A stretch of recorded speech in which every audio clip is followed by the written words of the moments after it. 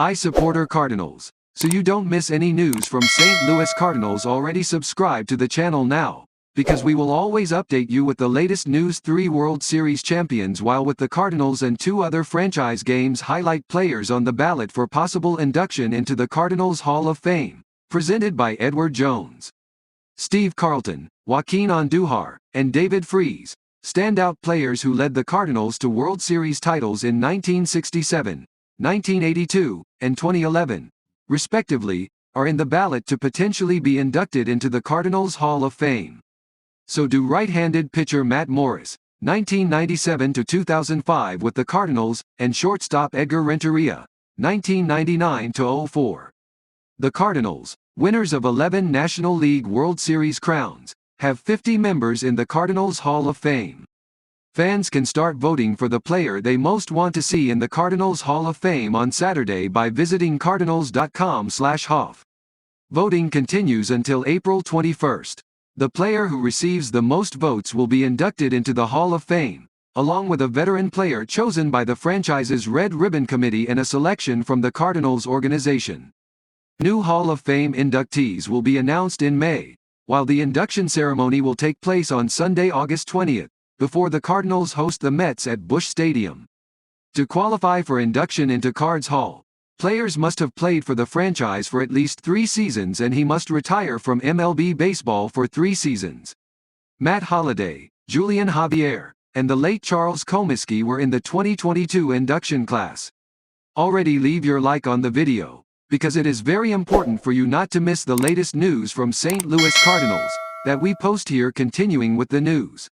Carlton, a member of the National Baseball Hall of Fame and considered by many to be one of the best left-handed pitchers in NL history, is on the ballot for the 5th time. He spent the first 5 years of his career with the Cardinals, 1965 to 71, finishing 20-9 in 1971 and ranking 2nd in the NL in ERA, 2.17, in 69. He still ranks 8th in franchise history in strikeouts, 951. And is tied for 3rd with 13 games of 10 strikeouts. He was 14-9 with a 2.98 ERA on the 1967 Cardinals team, which won the franchise's 8th World Series title. Andujar, you are in your first year as a voter. He was the top performer on the Cardinals pitching staff from 1981 to 85, helping the franchise win the 1982 World Series and come close to doing it again in 85. He was 68-53 with 37 complete games and 13 shutouts. In his time with the Cardinals, he tied for the MLB lead in wins in 1984, 20, and finished 2nd in the NL in wins at 85, 21. He won a Gold Glove in 1984 and finished 4th in NL Cy Young voting in both 1984 and 85. Freese, who attended high school in Wildwood, Missouri, and St. Louis Community College in Kirkwood, Missouri, will forever be remembered for the Cardinals' run to the 2011 World Series title.